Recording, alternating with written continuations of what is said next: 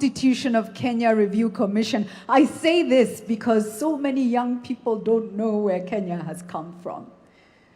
The Constitution of Kenya Review Commission spent years at Bomas of Kenya in Lang'ata, taking the views of Kenyans from all over the country, through their representatives, through civil society, spoke and spoke and spoke, and argued and argued and argued, and debated and dialogued. And we got our first draft, which did not pass the scrutiny of Kenyans. Do we remember? It did not pass the scrutiny of Kenyans because it was taken back to Kenya. And then we went back to the drawing board. And then we had a new constitution. 2010, was it? But Vision 2030 had already been birthed. And now we get to birth a vision under our new constitution. And many a time we are frustrated in Kenya. But how often do we stop to say, thank you, Lord, for a country where we can push for what we want? And for that, before I invite our panel, I want to ask us to celebrate our country and ourselves in ululation. I am so proud of being Kenyan because of processes like this. Ladies and gentlemen, leo we are all wananchi. Your Excellency, today we are all citizens. Is that okay? Thank you so much. Allow me now to invite our panel to come up and take their seats, and we will start a dialogue. Dr. James Mwangi, please come up. Let's give him a round of applause as he makes his way up. Daisy Amdani, who's the Executive Director of CRON, focused on community advocacy and awareness. Give her a round of applause. Dr. Mwangi, I didn't give your role because everyone in Kenya knows who you are and what you do. Please take your seat. Please sit where you are most comfortable. Next, let me ask Betty Maina, former CEO of the Kenya Association of Manufacturers, to come up and take her seat. Faith Beatrice, President of Daystar University Students Association. Faith, where are you? Please come up, give her a round of applause. Mwita Ian Matiko, student leader, Kenya Methodist University. Let's give him a round of applause as well. Festus Mwanza Kaluki, youth leader from Machakos, representing people living with disabilities. Let's give him a round of applause as he comes up as well. And also with us, Ambassador Bitange Ndemo. Please do come up and take your seat. He's Kenya's ambassador, I believe, to the Kingdom of Belgium and the European Commission. Please do take a seat. Thank you all so much for joining this conversation. I will start with a simple question. How far have we come as a nation, in your view? And what have our greatest achievements been? And then from there, for you, where are we going? Where should we be going? And how do we get there? Can I start with a youth voice? Faith, kick us off. Thank you. Thank you so much for this opportunity. So one great achievement that we've seen is the development in terms of roads. We've seen Thika Highway and Vision 2030. That's one of the developments for Vision 2030.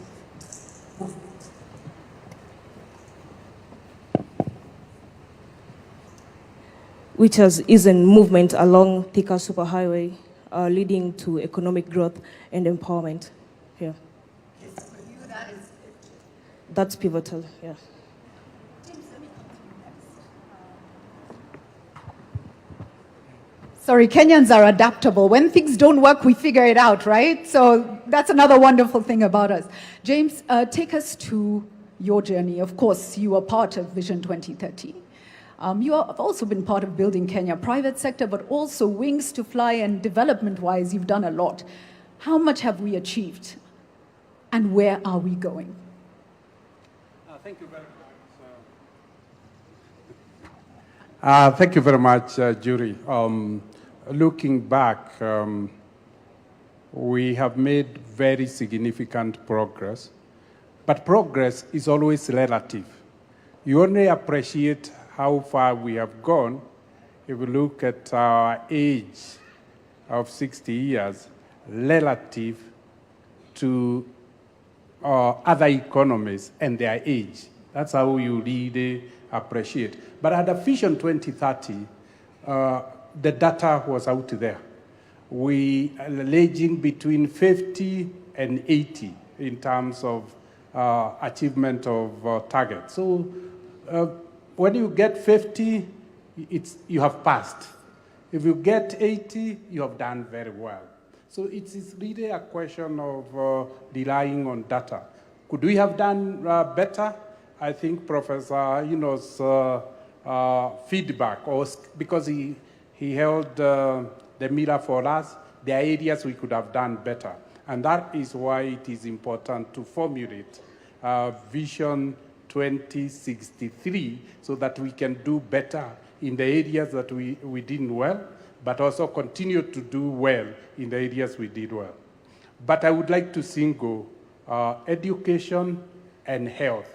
To me, while the indicators have not really been what they should be, getting 1.2 million children to sit for an exam in 1 year and graduate to the next, that to me is a huge achievement because we have moved from a very low number. Where are we going? I think where we are going is, and I was sitting next to Adrian, is fulfilling his dreams. This vision is not about our generation. This vision is about our children and our grandchildren. And he reflected where we are going. And it's, as he spoke, I was amazed that he's helping us to see where we didn't get it right, that we could have been more people-centered. It's really him, it was all about people, education, security, health, neighborliness, environment. That is all about people. Yes, we did lay foundation in infrastructure, but Adrian representing the people for who we are here wants a people-centered vision. Very powerful, very powerful. Let me come next to you, Daisy. Tell us what you are most impressed with in terms of what we've achieved, and tell us where are we going. Let's try. Let's see if the mic is working. Okay, thank you. Try again. Just hold it. Thank you so much, Julie, and thank you for the opportunity to have this conversation. I think, and I'm going to speak as a woman, that in Kenya, I think we've made significant strides. I think the most important thing that we did for ourselves as a country was the promulgation of the 2010 Constitution that gave us the framework for inclusion. And when I think of, you talked about the 80s, and there are many things that people don't know about where women came from. I remember when we were in school in the 80s, a woman could not walk into a bank and open a bank account without the permission of her husband, if she had one, or her father, or a significant male other. Women were not seen as having personal agency. Today, women are at the forefront of economic growth, you know? So that's really significant. If you look at our history, where we came from in terms of political representation, it was a male-dominated field. Women who aspired to be leaders were considered somehow wayward because it was really considered a male domain. Today, we have women at every level of our governance, at the county governments, in parliament, in the cabinet. I see here we have 2 female governors of the 6 governors that we have in our country. So we're changing the face of what leadership and governance and power looks like. When you talk about indicators in terms of education, maternal health, in terms of economic growth, I think we've made significant growth, and we need to appreciate that. We look at all the hardware that's been there, the roads, the railways, and everything. But even in terms of income generation, I think we've come a long way as Kenyans. So the young man talked about democracy, the freedom. You know, I really don't think we appreciate the kind of freedom that we have in this country. Angel sang about how Kenyans shouldn't insult their leaders on social media.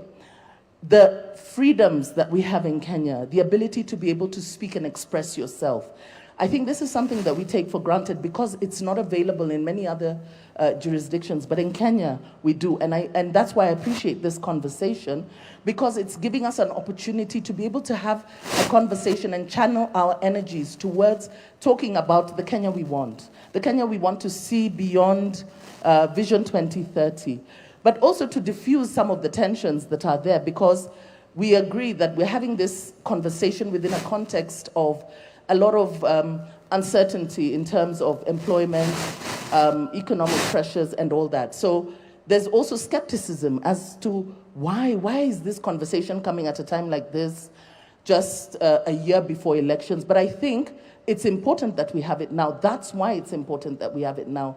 So even the ability to be able to gather here together to have that conversation, the president calling us as citizens to have a conversation about what the future of our country looks like.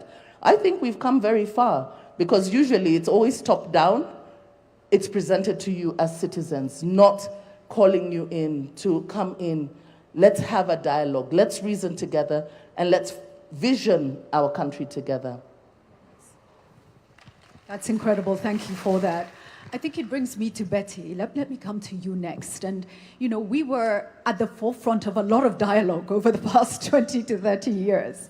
And maybe one of the most important things about this country is the ability to sit together and listen to each other when we need to, in the most difficult moments. Let's walk through for you, what are you most proud of? And now as this country comes together in this discussion, starts this process, what's the realistic, process that we need to go through? And I think it will be discussed further, but this is not a short journey. This is to tell us what you see, and ideally, where do you want us to land as a country? Well, thank you. It's on, right? Well, thank you, Julie, and referencing how far we've come in this conversation about the future of the country. And like you, I'm actually very excited that we're having this conversation in this context, because we've had conversations about Kenya in the past, and it's not from the 60s, when we think about the futures work that was done by the NCCK. So Kenyans have been thinking about... We adapt. Sorry. Kenyans have been thinking about themselves. We gave ourselves a vision at independence. We gave ourselves the goal of eradicating poverty, disease, and ignorance. And therefore, we've been shaping our futures over different times. We've seen, as James has said, if I think about our childhood, when we grew up, I'm thinking it's my age or slightly older, the differences in, our experiences as children then, and where we are and where our children and grandchildren, because now we have grandchildren, are growing up, those are totally different society and a better quality of life. So I think we need to give ourselves credit that we are not where we were in 1963. But we are not where we would like to be. So we've accomplished a lot socially, politically. We've celebrated the Constitution. Economically, we've seen better livelihoods than we experience, education, health. There are many things that we can talk about and celebrate as having accomplished as Kenya. But we are also aware that there are things, we gave ourselves 80%. Somebody might be less generous, James, and say maybe we should give ourselves 70%. So 70 gives you an indication of how far you are. And Professor Hino has clearly told us this is where you could be if you did different things. And I think when we now think about the future, we need to think about not focusing on the things that have worked. We like to look at buildings. We think development is capital projects, roads, which is true, it facilitates that. But there is something within that we need to work on. What sort of economy do we have? We focus a lot on, and we are aware of how unequal our society is. So if you ask me, what should we aspire to? We should aspire to a lot more of an equal society. What are the things that will get us that? Professor Hino points out, but history also points out that hard work, clearly, discipline, integrity are critical for building blocks for the future. Everybody wants to become rich, but how do they want to become rich? And do they become rich at somebody else's expense? We need to fix the institutions that offer equality for Kenyans. Thank you. Wow, fantastic. Still adapting. Okay. Can I just bookmark that when Professor Hino did his presentation, and when you mentioned informal sector, there was an applause that came from the back. So I just want to recognize that's a very big part, I think, of what Kenyans want us to focus on is how to give dignity and opportunity and pathways forward to the informal sector. Let me come to you next, Ian. A lot of what we talked through earlier, you probably didn't live through, right? So when you have the chance to look forward and imagine and dream everything, we have a restless, cynical and tired, kind of disappointed Gen Z and youth population. How do we inspire? How do we rebuild? And what do you see as the future for the country? All right, thank you so much. My name is Ian Mwita Matiko. I may not have lived to see the Vision 2030 being born back in 2008, but I have been a beneficiary of that vision from the time I was born up until this moment. So I'll say what is working in the present and where I think we are headed as a country and what I envision, what I would want as a Gen Z to be achieved in 2060. What is working currently, I've had the opportunity to work under 3 ministries currently. I have worked under the Ministry of Interior, under PS Raymond. I've worked under the Ministry of PS Fikirini Jacobs, and under the ministry that coordinates Nyota Fund. One of the things that I can say with full confidence that is working is that for the first time in the history of this country, we have had the young generation being brought in conversations, national conversations on matters security. And that is thankful to Jukwaa la Wasomi, which was born last year under the leadership of UCSPAC, which is the Universities and Colleges Students' Peace Association of Kenya. That Jukwaa la Wasomi is working in conjunction with Jukwaa la Usalama under the docket of PS Raymond Amolo. So that is one of the most significant things that I've been able to witness as a young person, because now we are revolutionizing our security to include the very people who are going to take it up later on in the future. The second thing is about Nyota Fund. Now, people may see it as a very small thing, but when you look at it keenly, it is inspiring millions of lives. Because for the first time, we have a president who's thinking about the hustlers out there. This Nyota Fund is revolutionizing the way in which we think, because we don't want just to tell people that we're giving you employment. We want to show them that this is how we are creating these job opportunities for you and inspiring you to a future. And the third one is, when you look at the National Youth Council, NYC, the last time the elections were held were 10 or 14 years ago. For the first time, we had it gazetted this year that the youth are going to elect their council to represent them in terms of government. And that is thankful to PS Fikirini. So that is what I've seen that is working currently. But what do I envision? Which Kenya do I want in 2060? One of the fundamental things that we need to underscore is the Kenya that we are building. We are not merely building Kenya for 2060. we are building a Kenya that we will want to leave behind for generations that are coming in. One of the things that I'd want to highlight is especially the health sector and the education sector. Let me begin with education. We must revolutionize the way in which we educate our people.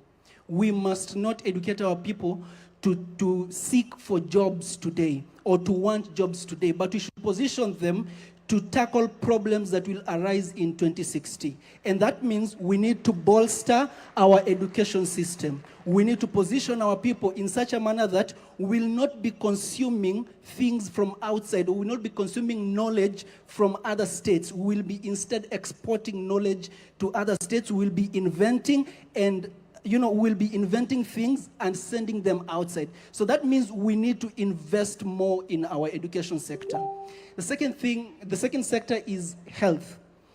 We cannot be 60, now for 2060 will be 100 years, yeah? We cannot be 100 years old and we are still relying on external aid in terms of medicine, in terms of vaccine, because we are 100 years old. So we should invest in the health sector such that our young scientists, our professional doctors, our brilliant minds can come up with research. That research can be sponsored into the future, and they can dream about a Kenya that can, also innovate. We don't want to go to other states to compete in events. We also want to host those events, and we want to be better at those research competitions. So that is the kind of Kenya that I envision. And if I've been following the mind of the president, when you look at the trajectory that he's trying to build, he's trying to turn Kenya away from consumer country to a producing country, if you look at it keenly.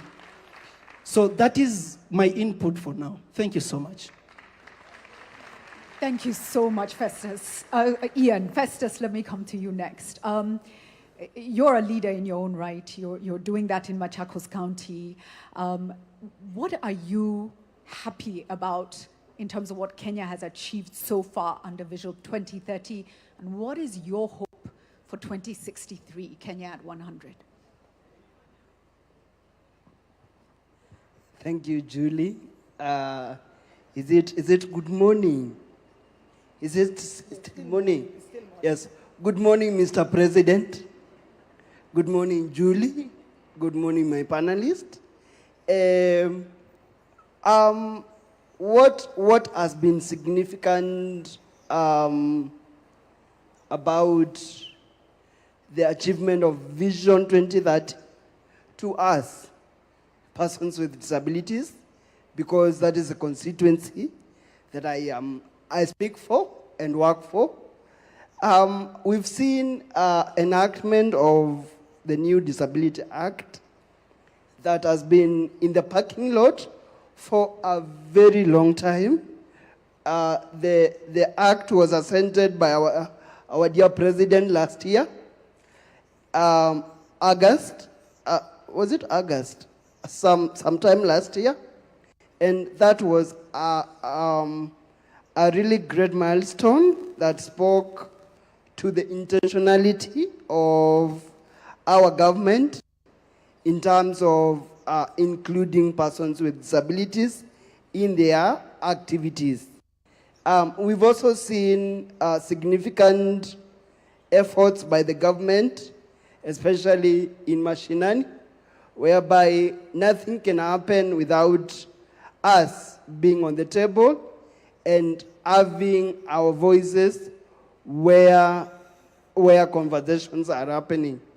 Kudos to the Ngao team and to the other government sectors like the judiciary and other parastatals of government.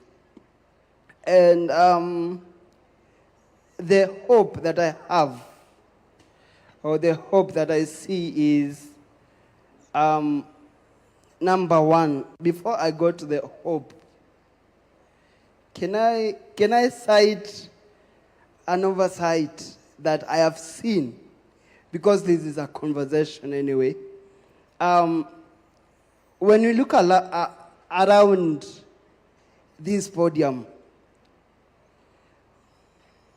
and online as well, we are missing a very critical accessibility format for those that are following online and those that are in this place with hearing impairment. It was an oversight, and I give it as a recommendation that next time that is looked at critically, because Thank you. this being a national conversation, then it ought to carry us all to the other side of the river. And the other observation that I have made, I'm moving to my hope. I have also observed that in most of our activities or our events, we are not intentional about including persons with intellectual disabilities. When I speak about persons with intellectual disabilities, is the people that we sometimes shun away from because of their complexity of their disabilities, in that the way they take concept in and the way they give output out is a little bit different from everyone in our midst today. And I believe that is something that in our next roadmap, we should have an intentional way of targeting, really targeting persons with intellectual disabilities and those with autism.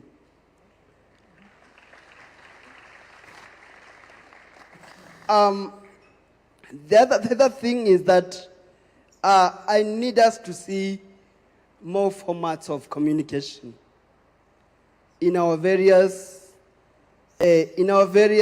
engagements. I'll give examples. Persons who are short-sighted, that do not see small letters. How inclusive are we when we are projecting? Even I was struggling. In our screens? How inclusive was that? And those that use Braille, is there a format that is going to be accessible to those of us that have gone to school and can use Braille too as a way of communicating to themselves? Again, we have a very forgotten group in the communities that have not been participating in our activities most of the times because of the barriers. The deaf-blind people, we've seen how America has empowered the deaf-blind lawyer. All of us know her. We've seen how she even came to Kenya to inspire us, persons with disabilities, brought in by National Council and brought in to inspire and change a narrative that has been there of persons with deaf blindness are supposed to be left away. Just to ask, how many of us know that we have a language known as tactile? Tactile. How many of us know that? Mr. President, do you know tactile? Do you know how it is used? Please, it is actually embedded in our national book, our reference book, the Constitution of Kenya, whereby it's it's a mode of communication for those who are deaf, blind. So we'd also want to see that in play, because it is mandatory to carry all of us to the other side of the river.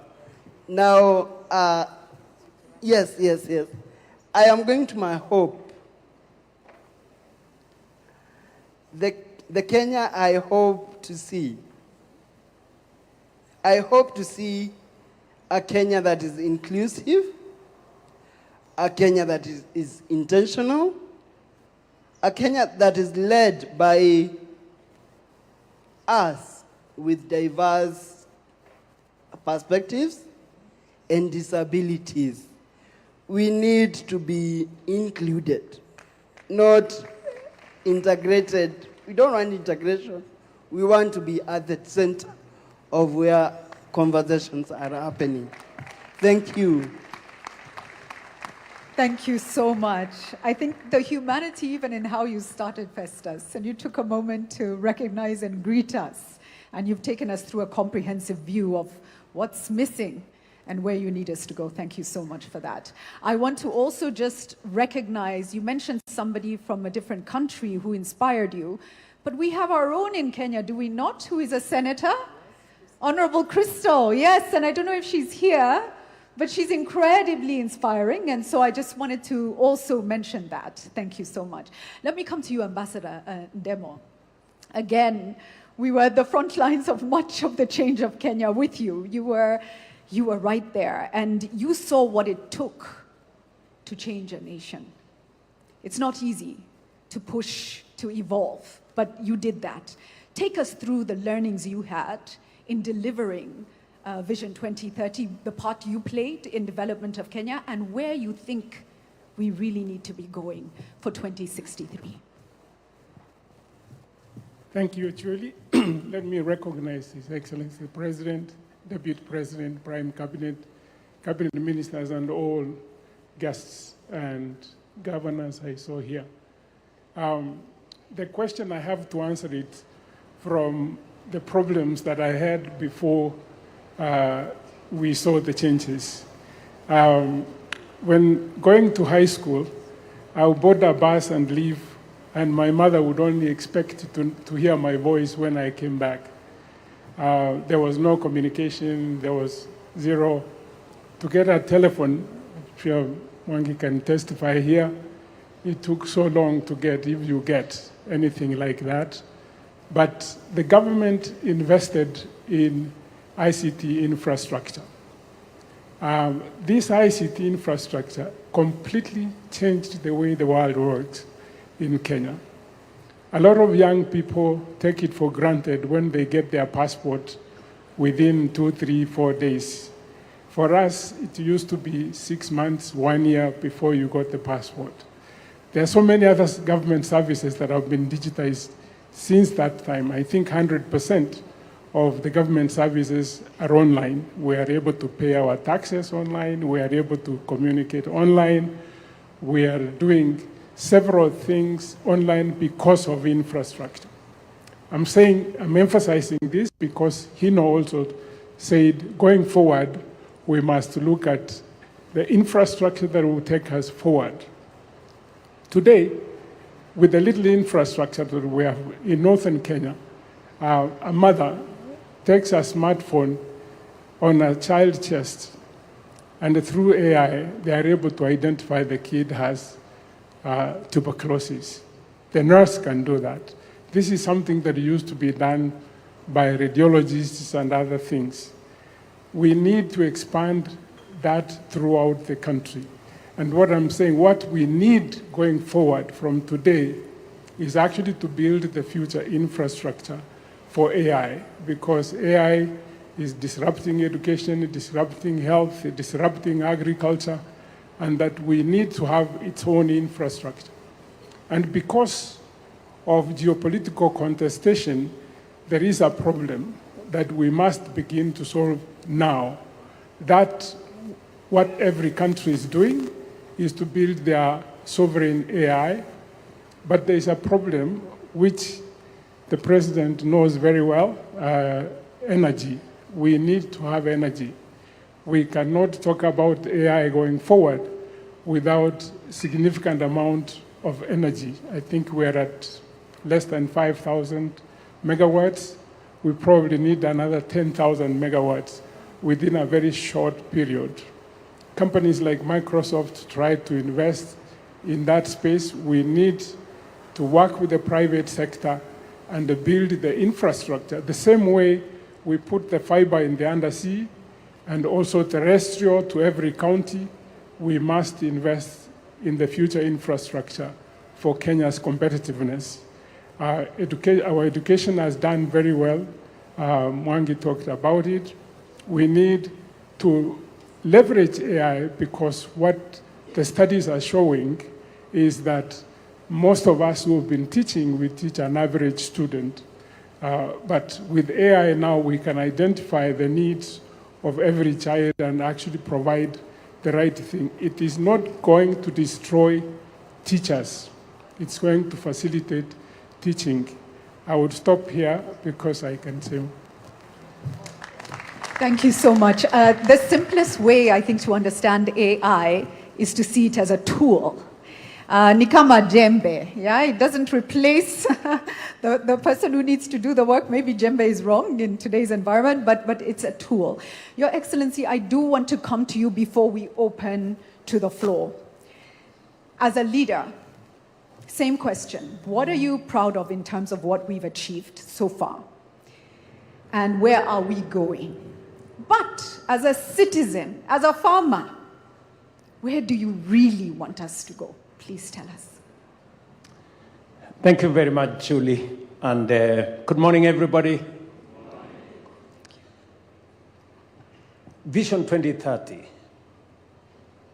in 2008 became the roadmap for us as a nation to think long-term about our development. Maybe I see some people straining to see. Long-term for us to plan our way into prosperity.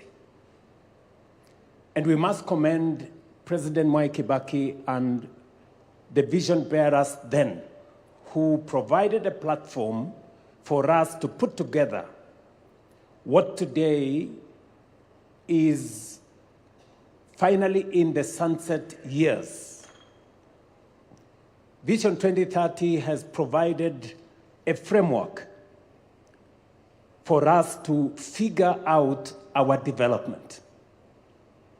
It set out that Kenya should be an industrialized nation, middle income, high quality of life in a safe environment. All the targets we set for ourselves, we have been given a review of where we are on the economic pillar, on the social pillar, on the political pillar, and the enablers. And we have been given a scorecard by the Vision 2030 Secretariat. We have done fairly well in many aspects. We've done well in others more than others. We've been given the figures on the political pillar. We are at 80 plus. I think we have an A. And you can see it. We have a new constitution. We have a robust Bill of Rights. We have a democratic state. We have an open society, a rule of law. We have a working judiciary. We have a civil society that is not constrained. And we have made ourselves a very proud nation. In fact, globally, Kenya is recognized as a democratic country. It is part of the reason why in 2023, 24, I paid a visit to America, and the single most important component was the fact that we share in our celebration of freedom and democracy. We have been given indication as to where we are with the economic pillar. In fact, I think of all the pillars, the economic pillar is where we have done not very well, at around 50, I think it was 52, 53%. On the social pillar, we are around 60. We have made progress. Today, we have significantly in our region, we've done very well in terms of paved roads. We have 20,000 kilometers of paved roads. We have a working SGR. We have an expressway. We have dualed some of our roads. We've extended electricity. We now have 10,000 homes. 10 million, sorry. 10 million households going to 11 million households connected to electricity. Our transition on education is significant. We have done very well. But why are we having this conversation? And I want to thank the people of Kenya. When I asked the country that it is time for us to have a national conversation about the long-term vision of our nation, we have been explained to why. Number one, Vision 2030 will come to an end in the next 3 years. Medium-term plan 4 is ending in 2027. For us to plan medium-term 5, medium-term plan number 5 is going to take from 2027 to 2032. Yet Vision 2030 is ending in 2030. So we need to have the longer-term vision for us to be able to plan medium-term 5. Reason number 1. Reason number 2, when we figured out Vision 2030, 20-something years ago, the world was much different from what we have today. Technology had not taken the space it occupies today. The advent of AI was not with us. We didn't have the serious effects of climate change the way we have today. We had a completely different situation. It is important that at this point in time, we give ourselves another opportunity to think about the long-term development of Kenya in the context of the world that we live in today. Number 3, when Vision 2030 was developed, it was developed before the new Constitution. The new Constitution provides us with a better and clearer framework on how to think long-term. And therefore, it is important that we engage in this exercise in the context of a new constitution. A new constitution that does not request us to consult the people. No, it is mandatory. The reason why you find in some cases many people do not understand, do not relate to Vision 2030 was because there was no public participation to the extent that we know public participation as provided for in the Constitution at the moment. And therefore, we have an opportunity, this time round, different from the opportunity that was in 2008, to formulate a long-term plan, one that is done by the people, not by government, not by bureaucrats, by the people themselves. And therefore, we need to give ourselves the opportunity, and this opportunity that we have to think about Kenya long term. We want to pick the minds of everybody. The farmers, entrepreneurs, students, technocrats, everybody. Let them tell us what kind of future that we all want to think about. And nobody should assume that any one of us has the monopoly of knowledge. This cannot be, and I make it very clear, this is not a government project. This is a people's project. So Kenyans must prepare themselves. It is a responsibility put on our shoulders collectively. And I will be speaking as a citizen as well, because I also have aspirations on what I think our country should be, beyond me being a leader today in Kenya. And number 4, just so that we contextualize this,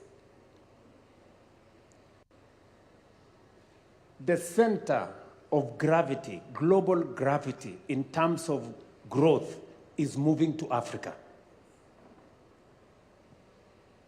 Africa today is pivotal. Why? Because of 4 reasons. Number 1, we have the largest reserves of renewable energy. We have the youngest population, a population that a quarter of the world's population will be living in our continent by 2050.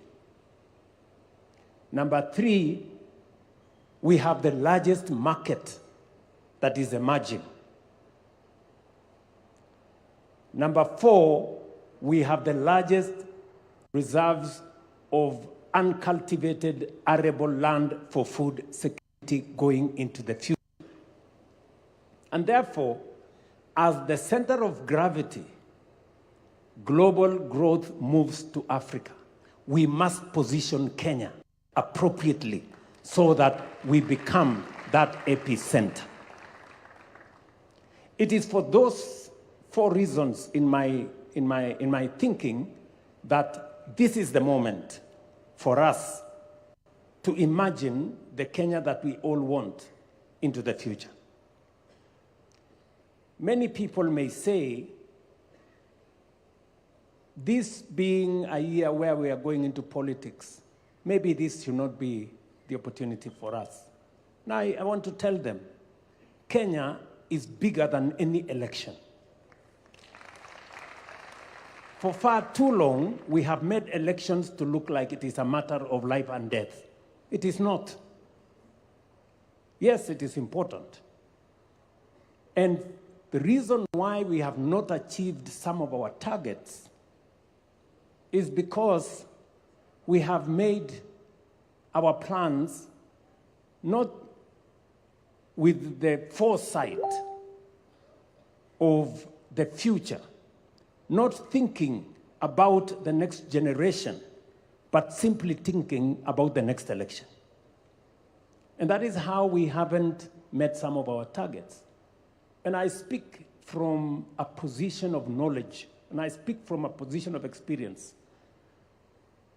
It's not always that you become a president of a country. I have the privilege to be the president today. And I want to speak from that experience, that the pressure that always you have, even when you know as a leader this is the right thing to do, you are told always, this will affect your next election, don't do it. This will affect your next election, don't do it. Many are telling me, oh, you know, why don't you concentrate on the next election? Leave this thing, it can be done some other time. I'm telling them, the next election will come and go. Kenya must think beyond the next election. Kenya must think for the next generation. And I want to ask all of us here to think beyond any election cycle or any administration. We must think about the next generation. Let me conclude. I hope I'm not taking too much time. Let me say the following. I have listened to the presenters. I've listened to Professor Anyang' Nyong'o. I've listened to Adrian, the good young man who is 7 years old. I have also listened to Professor Hino. And as we have this conversation, I have picked 4 things. Number one, Professor Hino has said, for those countries that have succeeded, and he's given us examples of Singapore, Malaysia, he's told us about Vietnam, and all the other countries. What was central to their quantum leap was the people. Not the oil, not the gold or resources, it was the people. And we are lucky as the people of Kenya because we have the people, and they are very hard working. So we have what it takes to lift this country to the next level. Number 2, he has told us to pay attention to inequality. A very serious challenge in our nation is inequality. We have too many people who still sleep hungry. We have too many people who are jobless. We have too many people who don't have income. We cannot progress as a nation when we cannot take care of the vulnerable. So Professor Hino has told us 20% of the bottom poor account for only 5% of income, while 20% of the rich people, of those of us in the higher category, control 50% of income. So 20% bottom, 5% of income, 20% top, 50% of income, meaning 10 times what the bottom has. We have to pay attention. We have to pay attention. How we lift those low-income people, how they access, how their children go to school, how their medical bills are paid, how they access employment opportunities, and how we create equality.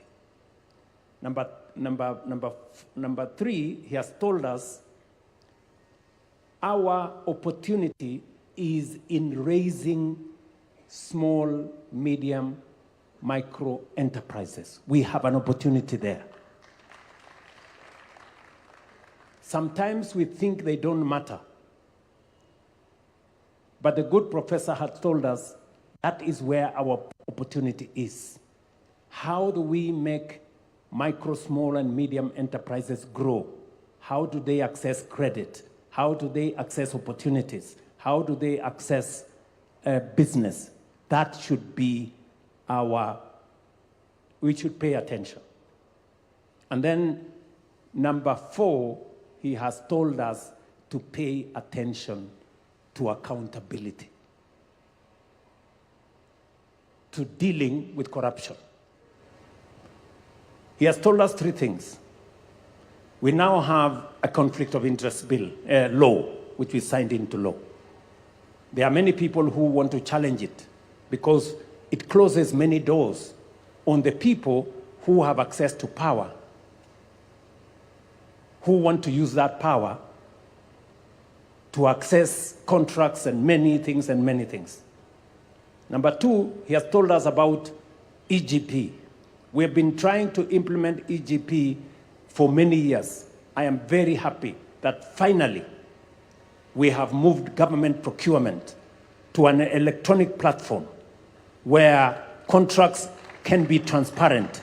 We can know who is being allocated, which contract, for how much, and whether it matches the market parity. And he has told us that technology must play a very central role. I was listening to Mercy Mwangangi, our CEO of SHA, and he was saying the single most serious challenge he faces is how to stop fraud. You know, and we are very happy that finally, using technology, we are able to stem theft, fraud, and corruption. And to the good professor who has said here, going forward, technology is going to play a significant role in us taking this forward. So, in conclusion, let me say this. To the people of Kenya, nobody has a monopoly of good ideas. Beyond Vision 2030 is our collective responsibility. We must step up. It is a constitutional responsibility to each one of us. It is an obligation to each one of us to implement the Constitution. And part of implementing that Constitution is to figure out how we appropriate, access, and avail all rights that are provided for in the Constitution to everybody in Kenya. Whether it is human rights, electoral rights, rule of law, access to water, access to education, freedom from hunger, making sure that the Constitution, what the Constitution says, that every citizen must access the highest standards of health, the highest standards of education, the highest standards of housing. It is our responsibility collectively for us to have a plan on how this is going to be attained. And we have the opportunity. I want to pledge here that government is not going to lead the talks. It is going to facilitate. This is about the people. Whatever platform that is required to be provided, we are going to provide the platform. Let the people, in their diversity, the religious community have ideas, private sector have ideas, farmers like myself have ideas, students have ideas, the academia have ideas, our good friends in civil society, they have ideas. Let us bring the cocktail of ideas and have a plan for our country into the future. It is our opportunity. Let us not abdicate. Let us not delegate. Let us not run away from that responsibility. It is our duty, it is our obligation constitutionally to make sure that we think about the future of our nation so that Adrian, sitting here with us, 7 years old, will know what the future is going to look like. Thank you very much. I hope I have not taken too much, but this is the opportunity for us, and I am very happy to be part of this as a Kenyan myself. And believe you me, I will be part of it as a Kenyan. Thank you very much. Thank you so much for that, Your Excellency. Thank you for the context. And Mark, just be on standby. I will be coming to you. That context is very important. We've heard that the center of gravity for growth in the world is shifting to Africa. The world doesn't want it to shift to Africa, but inevitably it is shifting. And African countries, through their strategic actions and positioning, will determine whether it shifts on the world's terms or it shifts on our terms. Kenya today, and Your Excellency will confirm, has been tasked with building an AU that is fit, informing the build of an AU that is fit for purpose for Africa today and the Africa we want. Kenya is doing that. Yes, and it is important. Kenya today has been tasked by the world with convening around the issue of trust. The Trust Summit is being held in Kenya under the Ministry of Foreign Affairs, and the world is looking to Kenya to tell the world, what are we learning about how we rebuild trust in communities, in societies, between citizenry, with government? How do we rebuild trust? So Kenya has a responsibility to think deeply about where she is going for ourselves, but also for Africa. Does that matter to us? I hope it does. I hope it does. Mark, I'd love to come back to you now to take us round the room. Yes, I see Wananchi hands. We're ready to speak. Thank you. Thank you. Thank you, Julie, and thank you for those who...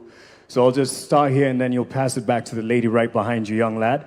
So crisp and short. Good morning, everyone. My name is Sean Karanja Kinyanjui. I'm an investment professional, born, raised, and living in Nairobi. I'm a portfolio associate at a Pan-African venture capital firm. So on a day-to-day basis, I get the privilege to speak to entrepreneurs across Kenya and Africa and deploy meaningful capital into their businesses. I give you this context because every day I get to see Kenyans and their talent and ambitions on a day-to-day basis and even back and support these businesses. But I also see a lot of strong ideas and entrepreneurs held back by gaps in capital, infrastructure, and execution as well.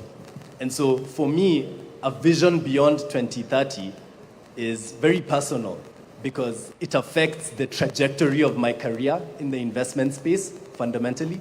It also affects the legacy that I leave behind for my family. I'll be not so old, but approaching retirement by the time 2060 comes about.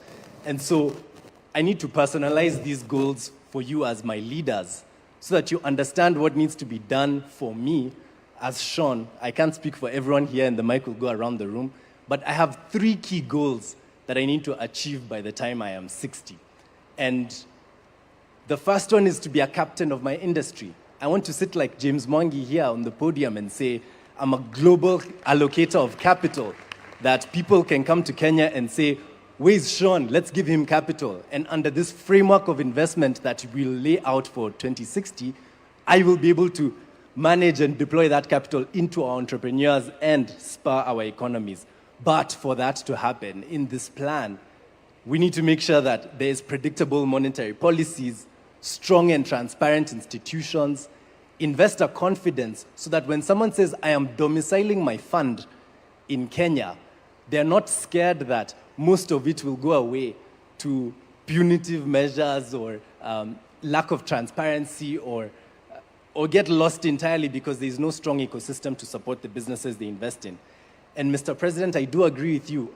Fundamental to that goal of mine is going to be eradicating poverty because businesses and the investors behind them are only as good as the income that the everyday Mwananchi has to spend on the products and services that these businesses offer. So that needs to be a thing. And Mr. President, just like you, I have a love and passion for agriculture. At our fund, we get to invest into agriculture products and projects across the continent. And I've seen the math, I've seen the data, I've seen the capital flows. And let me tell you, young people, agriculture is the way to go. We have the opportunity to become the food basket of the world. And one day I want to say that I want to step down from my role as the future James Mwangi and get into agriculture at scale. I want to become a farmer and export and feed the world.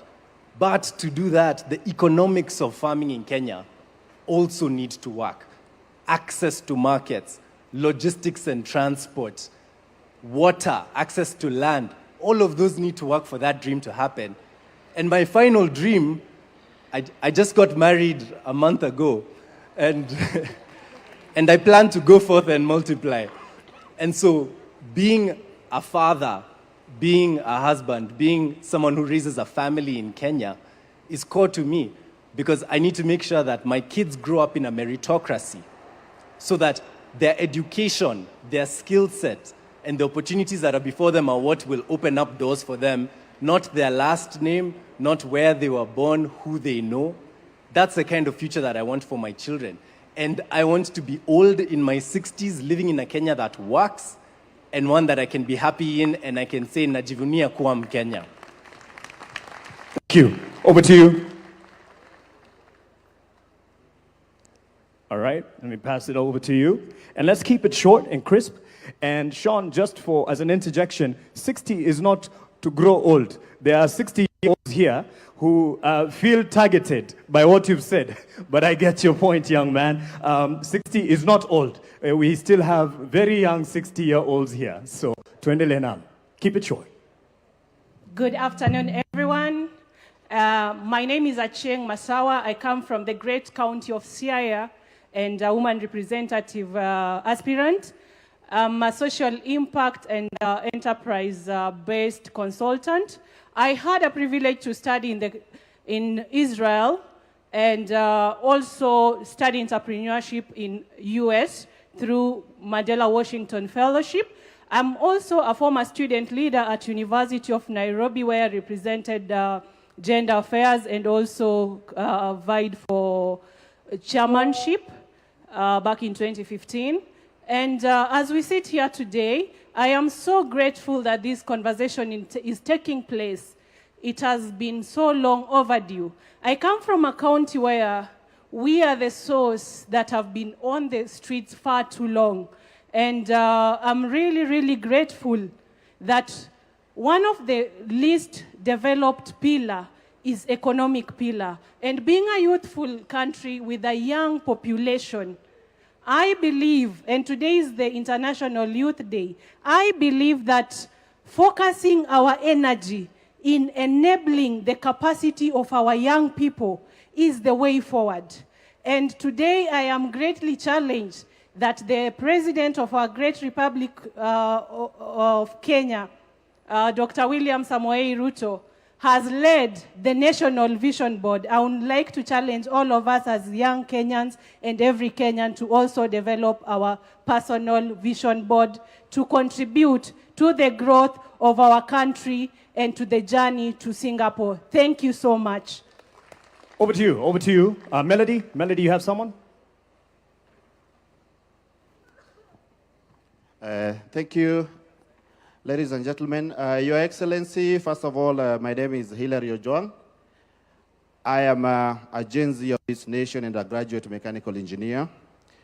So my comment as of today is that, first of all, I want to thank you for this initiative because we came up with Vision 2030 and we are now we are developing a relay of visions. So we have Vision 2030, handing it over to Vision 2060. So as we hand it over to Vision 2060, we really just have to reflect and check back and see what is our progress in the social pillar. We have made some progress. Our progress in the political pillar has been significant. But our challenge, Your Excellency, which is the key and the core of changing the life of our people, is the economic pillar. And as a young person, as a Gen Z of this country, I want to thank you because you are saving us in disguise. Because when I'll be old, and in my 60s, in 33 years to come, the current generation, the generation Alpha, will be asking us for jobs and asking us, what did we do when we were young that they are jobless? That is why I'm taking you, because by Vision 2060, we are trying to solve the solution of creating jobs for our people. My comment is that as our president, and we are praying for you, and we are going to hand over the job to you once again in 2027. I just want to ask you that in that last term, Your Excellency, focus on the economic aspect kindly. Our young people are still hungry. We still have few opportunities in our country. We want our economy to be strengthened. You say that a significant percentage of our country, our land, which is arable, is still used. Let us utilize that. Let us have food in our country that we can export. We can even process it and export final goods to the global market. That way we'll have solved a lot of problems for our people and create opportunities. When you look around you, majority of the things they are imported. If you look at the speakers, the cars around here are imported. We will only empower our people if we can do much of the job here and export to the global market. Thank you so much, Your Excellency. God bless you, and I appreciate us for gathering here today. Asante sana. Naona sasa kipaza sauti upande huu pia kimeruhusu. Kuna dada hapa, jitambulishe kwa dakika 10 nawe toa mchango wako. Before you hand over the mic, ningependa participate. And to me, Your Excellency, I will say thank you very much. Kama si wewe, vijana wewe kwanza. Your Excellency, remember I'm a clinical student from KMTC, student leader. Na pia hii angalia mahali uangalia wanafunzi wamemaliza course zao za KMTC, and pia Masi Mwangangi angalia mahali hawa watoto pia. Tuangalie sisi wanafunzi wa KMTC, please. Hello. Before he just adjourns it, I'm Brian. I'm the founder and CEO of B. Malsons. I just have one review to just ask. We've been actually trying to say how are we going to create more jobs. Currently in Kenya, we have almost 11,000 startups. So if the government can just, let's say back up these 11,000 startups and just, let's say they just get funding, for example. Each startup can just employ almost 50 people. So those 50 people, as in, if they are now given actually money, they can actually now create more employment actually now for the young youths now. Hello, I'm sorry, let me talk. My name is Anne Adhiambo Onyango. I am a volunteering secretary actually for a community-based organization known as Tekeleza Mtaani Initiative. So my question is about climate action. For me, I define Vision 2030 as attaining goals for the 17 Sustainable Development Goals. So I'm gonna go to SDG number 13, that is climate and its impact. We've been seeing news being warned that El Nino is coming September to December. So apart from us sending Red Cross to rescue missions and all that kind of thing, what are we doing with the drainage? And what are we doing to make sure that the adverse climatic repercussions don't get to us as individuals? Kindly, when you are thinking about 2030, think about climate change and its impacts, because I work with the community and it is not looking good at the grassroots. Thank you. Asante. Sorry about the challenge with the sound, and we're trying to get, I had promised this young lady here, na hapa, na point two, kwa sababu ya muda, lakini pia wewe utaposition watu pia. I love this sign. Let me just say, yes, I love the hands. I see you all. I appreciate that. And this is what we are starting. So hatufungii mtu yoyote, lakini tunawapa wale ambao wanaweza zungumza kwa muda tu.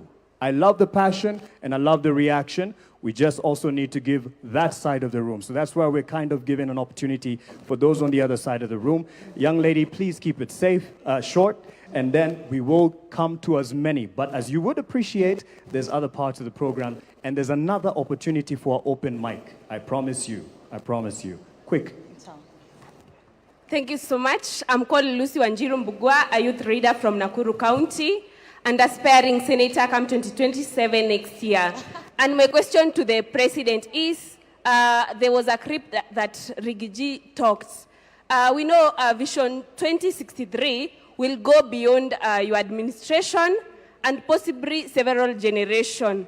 Now my question is, how will you make sure Vision 2030 belongs to Kenya and not to a particular government, so that the future administration continue implementing it regardless of who is in power? And as I finish, I want to say that I want this Vision 2030 to be a Kenya where there is no corruption, and where youths, we are employed regardless of who we know, as long as we are educated. Thank you so much. God bless you. Asante, asante, asante. Tumsikie dada hapa. Hello, good afternoon, everybody. Good afternoon, Mr. President and the nation at large. My name is Nora Kerubo Rangi. I'm from the Open University of Kenya. First of all, okay, Student Treasurer. First of all, I want to thank you so much, Mr. President, because after almost 36 years, I was able to go back to the university and undertake my degree in business entrepreneurship and education. I was just watching you on a television set like this, and you were inaugurating Open University of Kenya, and I saw the opportunity, and I wondered, how doesn't Kenya know about this opportunity? Open University of Kenya is an online program where you learn from anywhere in the country, in the world. Continue with your business, continue with your business, with your professional life, but at the same time, upgrade yourself. So what I want to say is I've seen a very huge opportunity in this space. So President, as we are continuing, can we continue to implement this online learning space? I have seen students from across the world. I've seen students from across the continent coming to Open University. We are 3 years old only. We started with virtually zero, and we are now 30,000 students. So as Kenya, we can capitalize on this economic pillar and export education. Kenya is at the pillar of education, and they are coming from all over online. So I would like to see Open Primary Schools of Kenya, Open Secondary Schools of Kenya, and the rest is history. I've also seen people from other countries come here for the primary school education, for the secondary school education. So at 2030, that is also another pillar. People trust Kenya. They trust the education in Kenya. So that is a pillar I would like us to capitalize on and take advantage on. There are huge revenues in education. Thank you very much, and God bless you all. Asante sana. Kuna wepo wengi huko. Acha nimtape ukaka mwenye shati yake ya maroon. The President, the Deputy President, and all protocol observed. My name, I might struggle to communicate because I've never addressed such kind of a congregation, but you'll get my points. I have very delicious points and very ambiguous points. Now, this is a national conversation that personally I expected the leaders from across the political divide to be able to attend. I'm quite disappointed that some leaders are not present.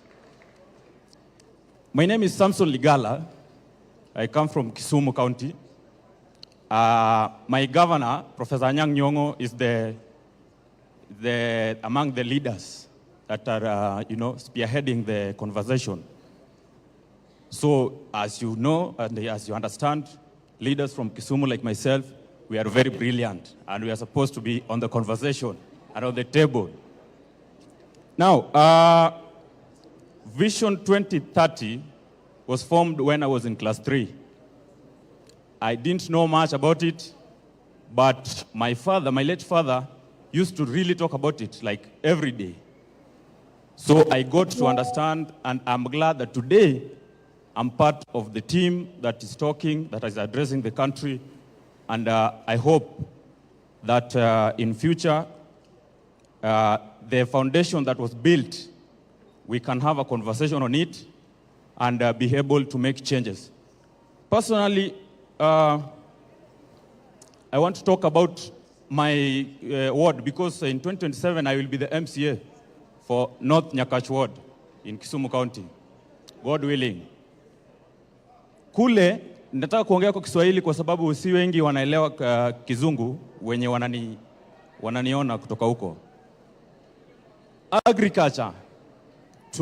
Rais, naomba mnisaidie, mnipatie muda kidogo nimalize. Okay, thank you. So we should work on inaitwa value addition and empower the farmers at home and everyone, wale wananchi wenye wako chini.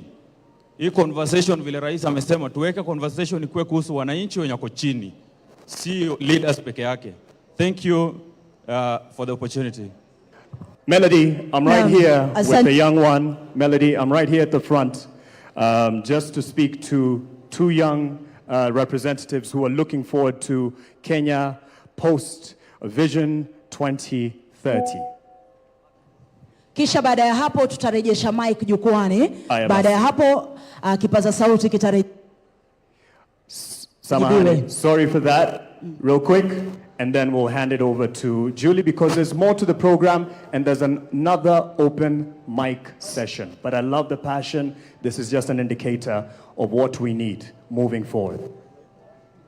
To His Excellency, the President of the Republic of Kenya, the Deputy President of the Republic of Kenya, the Prime Cabinet Secretary, all the Cabinet Secretaries, senior government officials, ladies and gentlemen, children, boy and girl. Is it afternoon? Yeah, good afternoon. So my name is Blessed Barak Juma. I'm 15 years old, and it's a great pleasure to actually be speaking in front of the President today as an advocate. I advocate for the rights of the children, especially child participation. And first of all, I would like to thank the President because I would say he's really considering the children because of bringing up the first State Department of Children's Services in Kenya. So, Mr. President, we really thank you for that. And I would like to also thank him for this vision 2060, beyond 2030, because as of 2060, I'll be 49 years old, and hopefully, God willing, if all of you will be there, all the children, they'll give me an opportunity to be the President of the Republic of Kenya. And I would say that this dream is going to continue, and vision beyond 2030 is going to be a great impact, not only to the people of Kenya, but to the children of the Republic of Kenya. So I will request child participation, not only by the voice, but children be included in decision-making, implementation of the vision beyond 2030.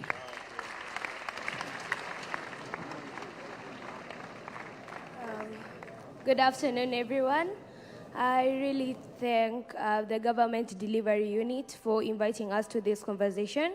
So first of all, I'm going to go to the Agenda 2060. In inclusion of children, we would like to have the food security improved by investing in smart agriculture and true strength in schools feeding programming. And also coming to child protection services, we would like to strengthen the system supporting vulnerable families and ensuring every child knows their rights. Mostly protecting children must be included in creating these decisions in the 2060 agenda. Thank you so much. Julie, are you ready to take it up? Just because of time and the next agenda, but there's another open mic, and I appreciate the passion. Thank you so much. We are blown away by the young voices. Give them another round of applause, please. And it's a reminder that actually very often our young ones are smarter, faster than us, but we still, as Wazir, have a few things to share and teach you, but this kind of dialogue is so important. Thank you. I know James wanted to talk to the young man, Sean. I think you will get a chance at a conversation because I must wrap up now. Let us give a round of applause to the panel as they take their seats. Sean, look for James. He wants to talk to you. So yes, thank you. Please take your seats. Panel, thank you so much. A better round of applause, please, for them. Please, please. Please. Ladies and gentlemen, as I close and hand over, we talk a lot about Singapore. And Singapore did many big things. But Singapore also did some fundamental, simple things. I want you to Google Lee Kuan Yew talking about the change. One of the things he stopped in Singapore was spitting. To transform Singapore, he stopped the culture of spitting. And they were very angry because they were passionate. They said, this is what we do, we spit. He said, you will stop spitting. And they stopped spitting. Another thing that he did was language. They all had different languages. Sisi tuko na Kiswahili. It's wonderful.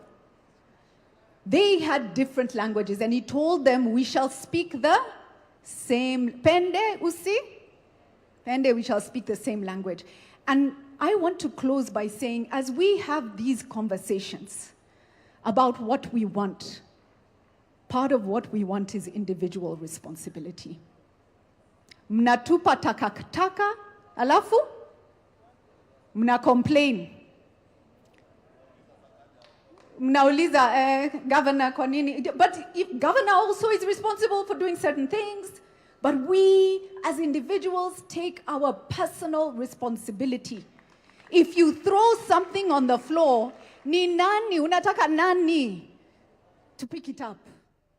So Kenya, let us rise, let us rise, let us rise. Thank you. God bless you. God bless Kenya. Thank you all so much. Thank you. Thank you, Julie Gishuru, my senior in the profession, and actually the one who held my hand to get into the newsroom back in 2008. The reason I bring this out, it's a process and a journey of holding someone else's hand and taking them to the future. And I appreciate those who've actually grabbed my hand trying to get the mic. Your view or your opinion is not any less than any other, and it is just in the interest of the agenda that we have. I see your hand, sir. I see your hand. That we have something called a hack at 100. There's another open mic session, and I appreciate the passion, just to be able to accommodate those who prepared, something that we can envision in terms of the digital capabilities of hacking a future beyond 2030. And for that, I'd like to call on Bernard and Mika and team, tafadhali wakijiunga nasi hapa mbele, tafadhali tuwape makofi. Bernard and Mika, hack at 100. How can we hack this? We hack Nairobi every time we are moving around with traffic. When someone told you how they got somewhere, ulisema uli hack traffic by taking a boda. Vijana, hello. We are here, we are building the future. I'm not feeling the energy. Vijana, hello. Mr. President, hello. Asante sana. When I say future yetu, tunasema tuko ready. Future yetu? Future yetu? Thank you. We need to have the energy so that Adrian, who spoke here so well, can feed off our energy. If we are building the future where everyone is bored, there is nothing to build. So, by the way, we are live on all platforms. We have a lot of creators who are live on X, Meta, Twitch. There's a Matatu parked outside, 2 of them. They are streaming on all platforms. So Hack Kenya 100 and Beyond Vision 2030, hackkenya100.com. We are live. Go online. We'll plug you with all the latest updates. Your Excellency, Dr. William Ruto, Your Excellency, Deputy Kithure Kindiki, thank you for organizing this session. And all protocols observed. And I have to say, Vision 2030 is the only foundation or structure that got me out of a village in Keroka, in Kisii, and took me to Alliance High School. Hashtag, I went to Alliance. We went to Alliance, and without free education, I wouldn't be here today. So Vision 2030 team, Mugo Kibati, Alliance High School, we see the dream and we are to build today. And nataka mnishikie namba mbili. Namba ngapi? Namba mbili. 75 and 100. 75 and? After we are done, mwenye atakumbuka zinamaanisha nini, utaniona nyuma ya tent. I'll give you something. But before we jump into it, I would like to introduce my team who has been behind an activity we've been doing for the past 1 week. We are running a Hack 100 hackathon where we had over 10,000 young people all over the world applying for them to propose bold ideas, bold visions in terms of where they want to see Kenya at 100. We had applications from San Francisco, California, Frankfurt, Shenzhen, all over the world, because everyone wants to be part of building our future. So I would like to introduce my team, starting with Kevin, and we can jump into the next 15 minutes or so to show you what we have. Kevin? Thank you, Bernard. My name is Kevin. I work with young people to help them articulate their ideas and their passion so that they can be understood by people who want to build them out, invest, and I'm here to do strategy and coordination. Hello, everyone. My name is Shannon Oduor. I am an advocate of the High Court of Kenya. I'm representing the legal team on this Hackathon 100. Right, my name is Naini Lankas. I also work with Shannon, and part of what we do for Hack 100 is that all of the hacks, the solutions, and the innovations that are coming our way are anchored in the Constitution. So we are keeping that in mind in everything that we are doing for Hack 100. Thank you.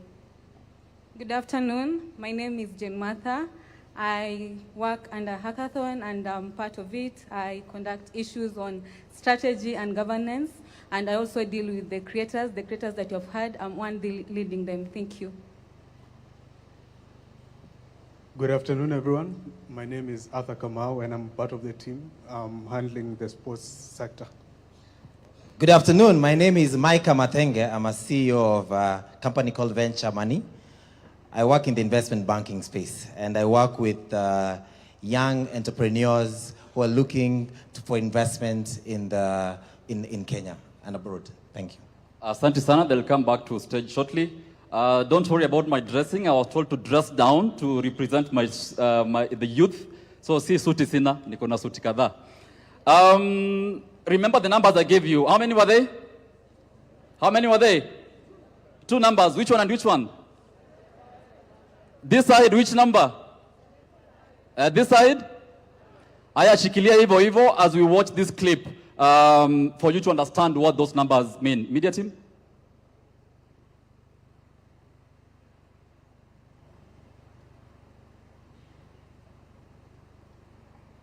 The audio is missing?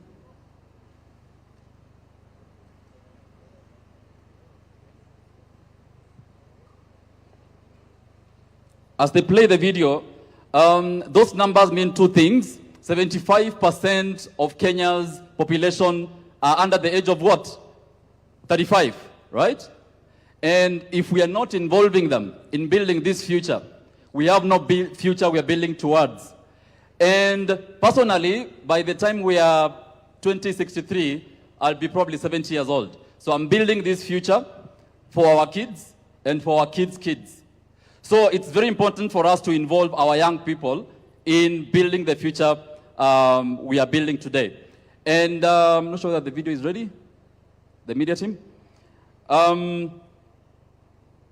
We invited young people from all over the world to submit bold ideas in terms of what they want to see. And we challenged them. If you were to envision Kenya in 2100, what would you like to see? Where would you like to see education? Where would you like to see energy?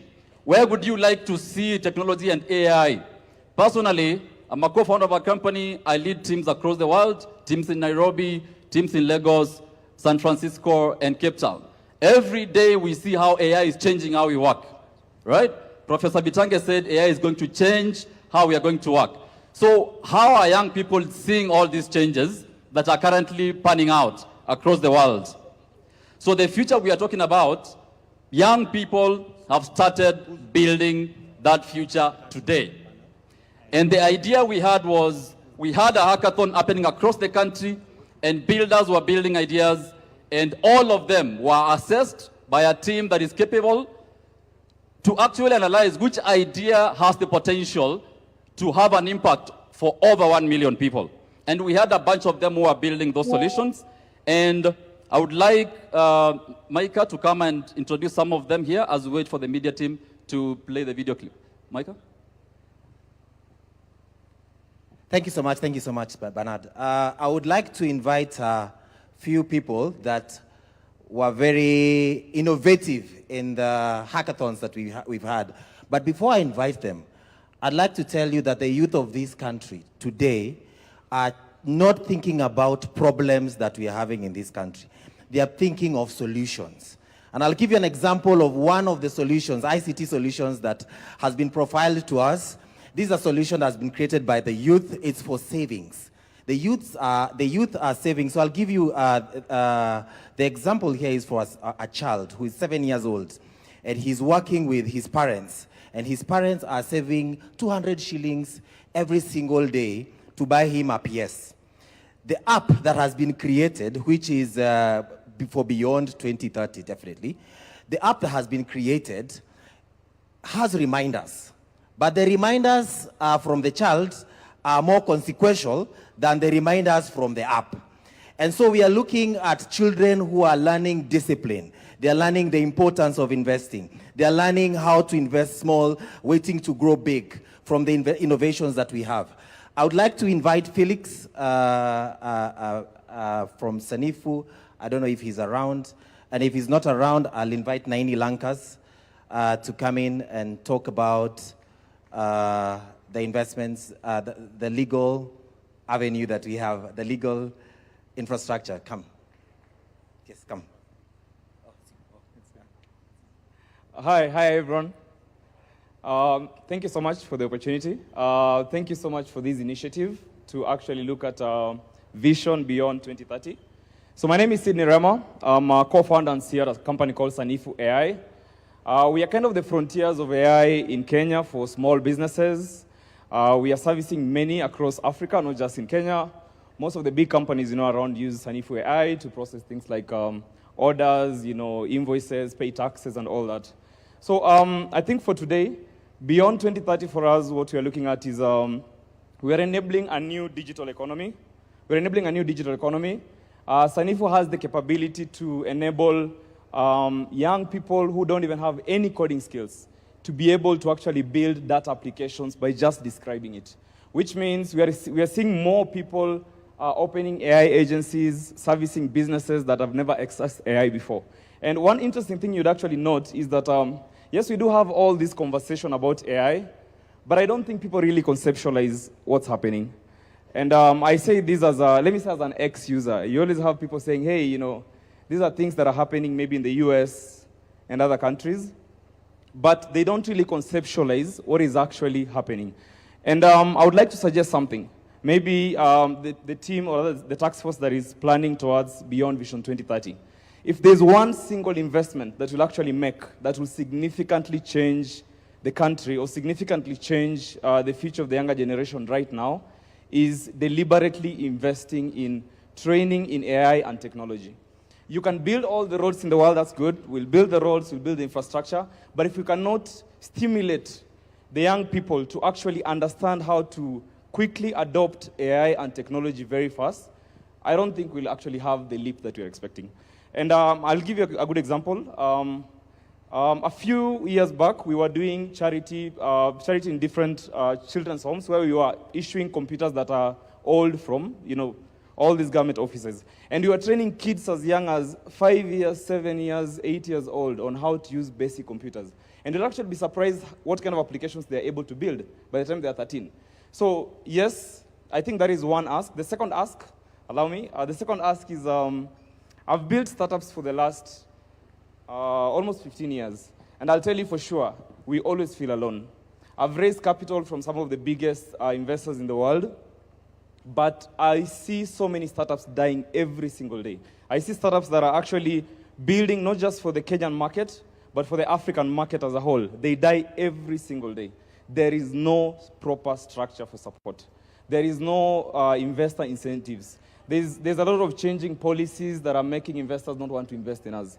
And I can tell you for sure, if you really and truly want to invest in the young people, think about tech and AI. And don't think about it in terms of suggestive, hey, schools teach this and this. No, mandatory. Make it a mandatory class. Make it a mandatory class across the entire curriculum, essentially, for that. That's my 1-2. Thank you so much. Thank you so much. Because of time, the media team, you can play the clip in terms of how the young people want to see the future that they want to build today. Things that Sydney and the team are building, we want to see how do they look 100 from now. Now open them. This is Kenya at 100. And it begins in our classrooms. Every child learning, creating, and dreaming with a world-class education made for them. A nation of builders, cities dreamed by our own people and raised by our own hands.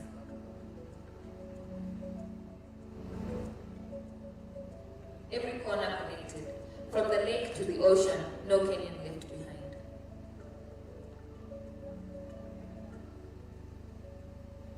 Powered by the brilliance of our young people, the 75%.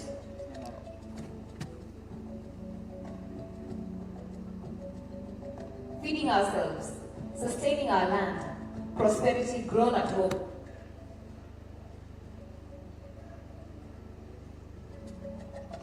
power from our valleys, our winds in the atom. Energy that never runs dry.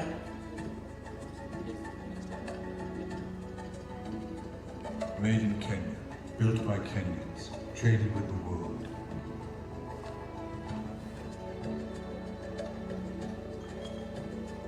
Our wildlife protected, our heritage alive, the world welcomed as family. A thriving blue economy, from the port of Mombasa to every fishing village. Health and dignity for every Kenyan, from the first breath to the last.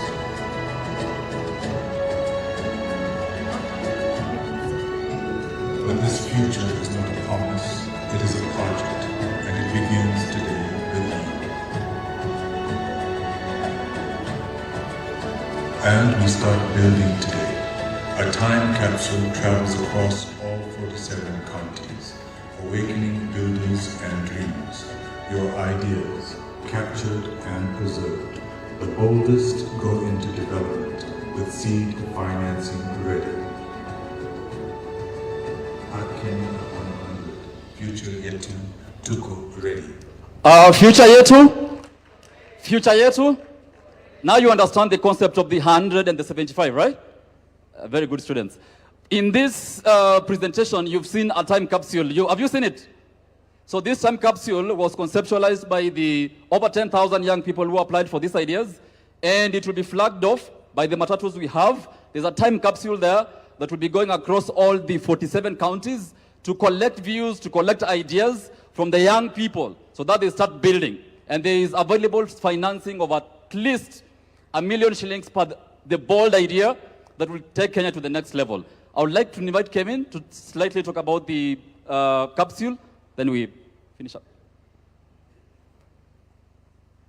I am a beneficiary of the friendship of Alliance High School alumni.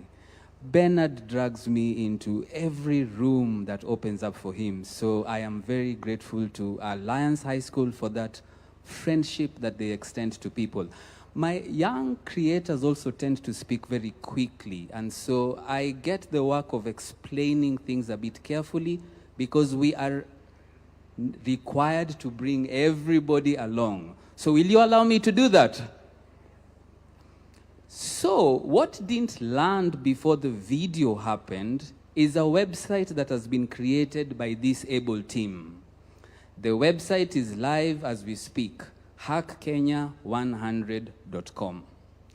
This website is being populated and advertised by a group of young people who you may not have met because they are in the far end where there are two matatus.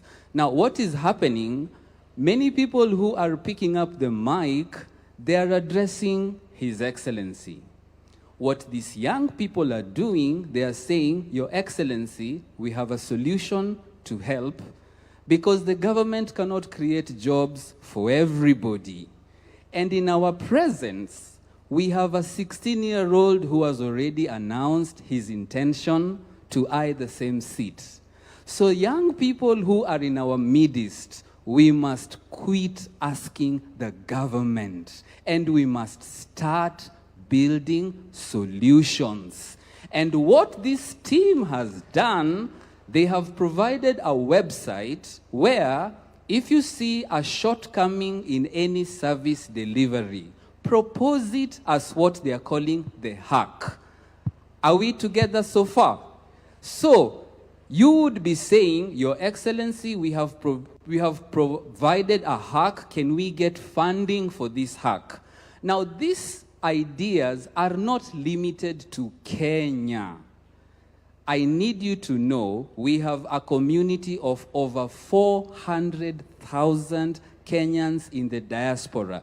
In the interest of time, I may not go through all of them. So the hack involves how can we interact with Kenyans in the diaspora.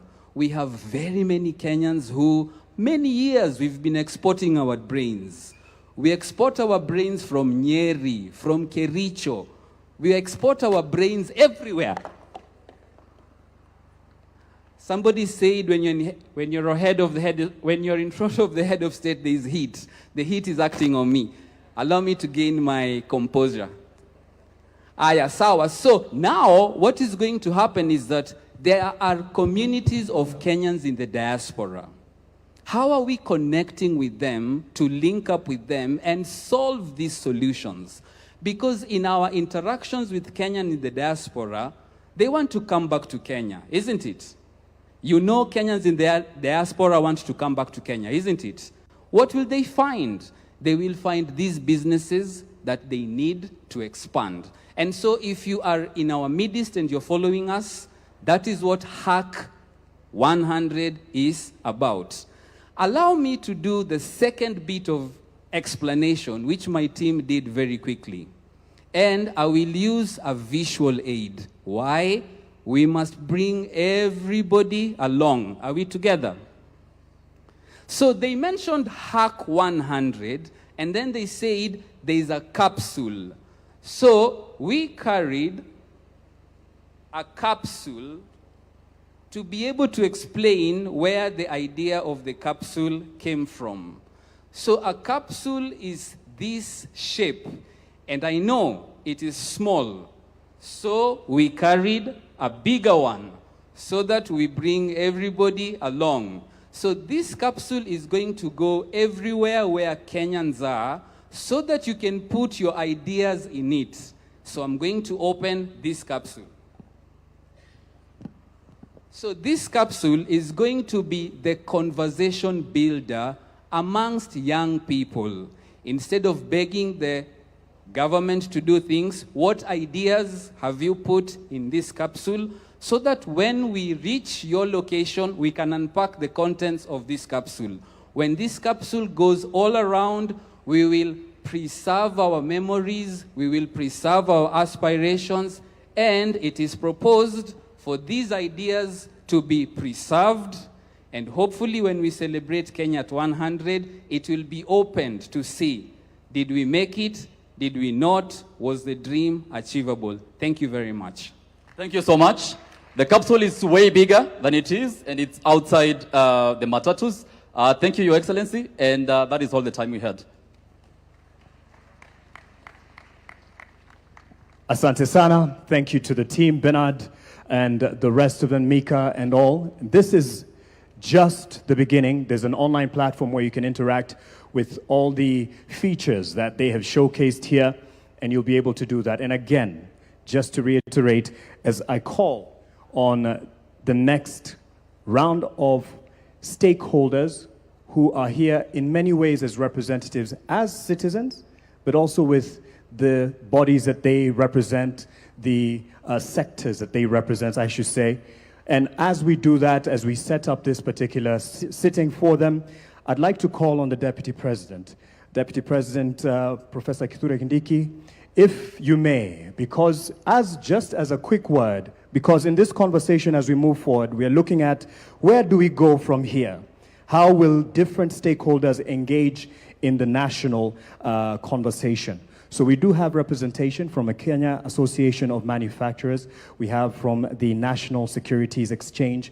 And just as well as someone who has seen the journey over the years with the previous administrations, much as what we are charting forward is going to surpass and go beyond just particular governments. But we have seen the contribution of the previous government to the Vision 2030.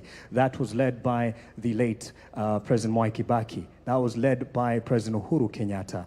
And now that this particular leadership has contributed to in bringing success to Vision 2030 and pushing it forward. So how, in your view, you would say we have an outlook to build beyond Vision 2030, just as we set up this stage, and I'll call on those stakeholders to come up and speak. Just as the President gave a quick word here, karibu sana to the Deputy President, Professor Kithure Kindiki. Tumpe makofi tafadhali.